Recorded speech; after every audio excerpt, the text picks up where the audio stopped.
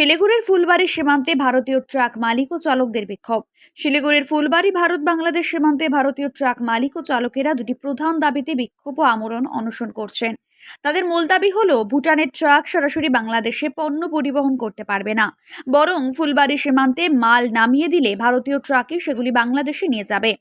আন্দোলনকারীদের অভিযোগ, গত 4 মাস ধরেই ভুটানের ট্রাকগুলো অতিরিক্ত মালপত্র নিয়ে সরাসরি বাংলাদেশে যাচ্ছে, যা ভারতীয় ট্রাক চালকদের ব্যবসা বন্ধের মুখে ঠেলে দিয়েছে।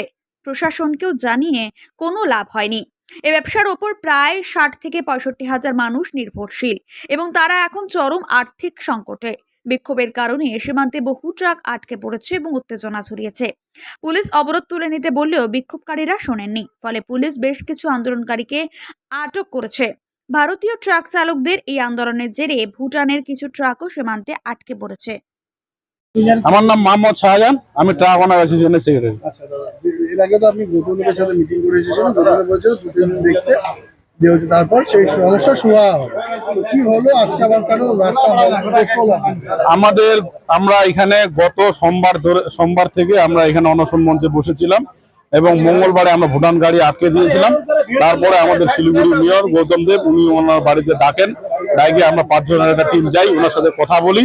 উনি সঙ্গে সঙ্গে আমাদের সামনে ডিএম ম্যাডামকে ফোন করে উনি ডিএম ম্যাডামের সাথে আমাদের সাথে বসার একটা অ্যারেঞ্জমেন্ট করে দেন। আমরা পরবর্তী মঙ্গলবার বা বুধবারে আমরা ডিএম ম্যাডামের কাছে বসে আমরা আমাদের সমস্যার কথাগুলো বলি। উনি আশ্বাস দেন যে 2-3 দিনের মধ্যে আমাদের সমস্যার সমাধান করে দিবেন। কিন্তু আজকে নিয়ে 8 দিন হলো আমরা আমাদের কোনো সমস্যার সমাধান আমরা পাইনি। তাই আমরা বাধ্য হয়ে রাস্তায় নেমে বউ বাচ্চাকে নিয়ে আমরা রাস্তায় বসে ভুটান গাড়ি আবার বন্ধ করে দিয়েছি। পুলিশ প্রশাসনকে দেখা যাচ্ছে এখানে রয়েছে, পুলিশ প্রশাসন এসছে, পুলিশ প্রশাসন বলছেন যে ল অ্যান্ড অর্ডার আছে, তোমরা রাস্তাটাকে ছেড়ে দাও, নাহলে আমরা তোমাদের অ্যারেস্ট করতে বাধ্য হব। আমরা আমাদের মতামত দিয়ে দিলাম যে হয় আমাদের বুকের উপর দিয়ে ভুটান গাড়ি বাংলাদেশে যাবে, আর না হয় আমাদেরকে ধরে নিয়ে আমরা থানায় নিয়ে যাবো। পথ অবরোধ কি চলবে? আমাদের পথ অবরোধ চলবে। আমরা যতক্ষণ পর্যন্ত আমাদের একটা ডিমান্ড আছে, মেন ডিমান্ড যেটা হচ্ছে সুবিধা পোর্টালের মাধ্যমে ভুটান গাড়ি ম্যাক্সিমাম ডেইলি 50টা সুবিধা পোর্টাল হয়ে বাংলাদেশ যাক, এটাই আমাদের ডিমান্ড। আমাদের এটাই ফার্স্ট, এটাই লাস্ট ডিমান্ড। এই ডিমান্ড পূরণ না হবে, এই ডিমান্ড যতক্ষণ পুরো হচ্ছে না ততক্ষণ আমরা রাস্তায় বসে থাকবো। মোহাম্মদ শাহজাহান, ট্রাক ওনার অ্যাসোসিয়েশনের সেক্রেটারি।